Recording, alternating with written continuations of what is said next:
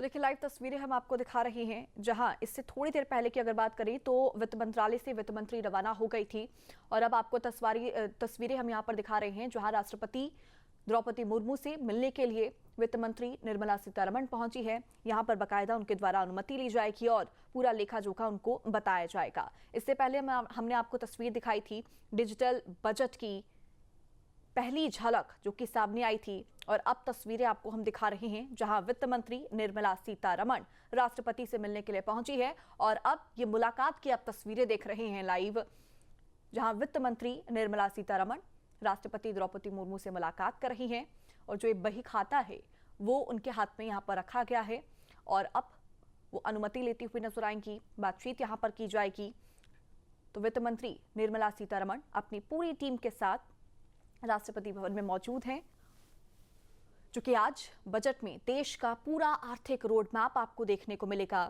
क्या सस्ता होगा, क्या महंगा होगा, किसके ऊपर इसका सबसे ज्यादा असर पड़ेगा, उसकी तस्वीर देखने को मिलेगी। मुख्यतः अगर बात की जाए तो आर्थिक रोड मैप यहां पर देश का देखने को मिलेगा। और अब आपको तस्वीरें हम दिखा रहे हैं जहां वित्त मंत्री निर्मला सीतारमण राष्ट्रपति द्रौपदी मुर्मू को अब एक एक चीज यहां पर बताती हुई नजर आएंगी। तो राष्ट्रपति भवन से आपको ये लाइव तस्वीरें दिखा रही हैं। इससे पहले हमने आपको तस्वीर दिखाई थी कि किस तरह से केंद्रीय मंत्री निर्मला सीतारमण बजट दस्तावेज वाली जो डिजिटल टैबलेट है उसको एक पारंपरिक लाल बही खाते की शैली में थैले में रखकर वित्त मंत्रालय से रवाना हुई थी और अब वो राष्ट्रपति भवन में मौजूद हैं, जहां जो ये बही खाता है लाल रंग का वो उन्होंने राष्ट्रपति को थमाया और अब उसके बारे में जानकारी दे रही हैं कि किस तरह से जो ये पूरा बजट इस बार का रहने वाला है वो पूरे देश की प्रगति को दिखाएगा, आर्थिक रूप से मजबूत करेगा और जो वो तमाम सेक्टर्स हैं जहां पर लोगों को उम्मीद काफी ज्यादा इस बार के बजट से है वो भी यहां पर नजर आएगी। तो देश की दो मुख्यतः महिला शक्ति की तस्वीर आप देख रही हैं, एक तरफ राष्ट्रपति द्रौपदी मुर्मू तो दूसरी तरफ वित्त मंत्री निर्मला सीतारमण जो कि इतिहास रचने की ओर आगे बढ़ती हुई नजर आ रही हैं। 9वीं बार वो आज बजट पेश करेंगी। 11 बजे का वो वक्त है जब बजट भाषण की शुरुआत होगी और इस बार की बजट भाषण में उम्मीद ये है कि चलन से थोड़ी हट के तस्वीर देखने को मिलेगी, क्योंकि अभी तक का चलन ये रहा है कि पार्ट ए पर मुख्यतः बजट भाषण में फोकस रहा है और उसके बाद पार्ट बी की बात की जाती है जिसमें फोकस पार्ट ए के कंपैरिजन में थोड़ा कम रहता है। लेकिन इस बार उम्मीद यह है कि पार्ट बी पे मुख्यतः ज्यादा फोकस रह सकता है और पार्ट ए जिसमें बात की जाती है देश की इकोनॉमिकल कंडीशन की, फिजिकल डेफिशिएट की, यानी कि देश कितना घाटे में रहा उसकी बात वहां पर की जाती है।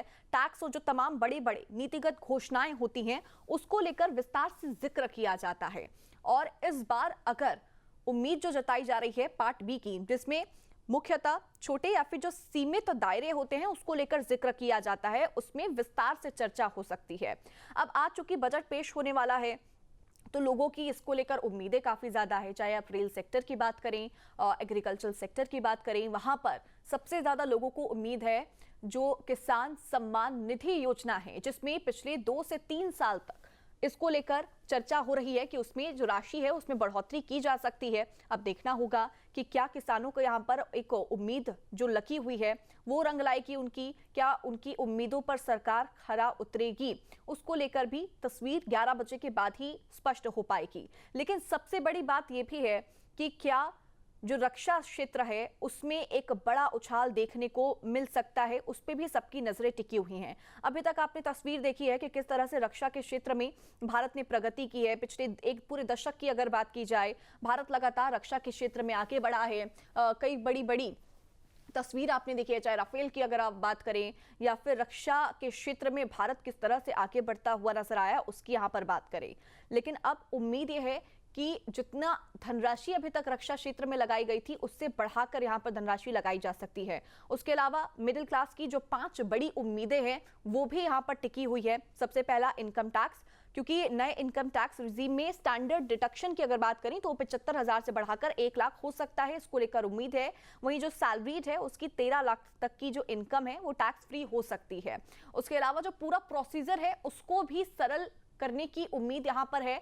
अगर फॉर्मेट यहां पर सरल होगा तो चाहे आपका फॉर्मेशन यहाँ पर लंबा हो या फिर छोटा हो, वो उतना मायने नहीं रखता है, लेकिन जो पूरा प्रोसीजर है वो सरल होना चाहिए ताकि लोग उसको आसानी से फिल कर सकें। उसके अलावा किसान सम्मान निधि, जिसका अभी हम थोड़ी देर पहले भी जिक्र कर रहे थे, पीएम किसान योजना की जो राशि है वो 3,000 से बढ़ाकर 6,000 से 9,000 की जा सकती है। इसकी उम्मीद है, चूंकि पिछले करीब 2 से 3 साल से इसको बढ़ाने की बात हो रही है। और इससे पहले जब हमारे सहयोगी ग्राउंड पर मौजूद थे, जब उन्होंने किसानों से बात करी तो उन्होंने भी इसी बात का सबसे पहले जिक्र किया कि बाकी चीजें तो एक तरफ, लेकिन इस योजना में जो पिछले 2 से 3 साल से बढ़ोतरी करने की बात कही जा रही है वो होना बहुत ज्यादा जरूरी है। उसके अलावा रेलवे इंफ्रास्ट्रक्चर की हम यहाँ पर बात कर रहे हैं, उस पर भी सभी की नजर टिकी हुई है। वेटिंग लिस्ट कम करने के लिए 300 प्लस नई अमृत भारत या फिर वंदे भारत ट्रेनों का ऐलान हो सकता है।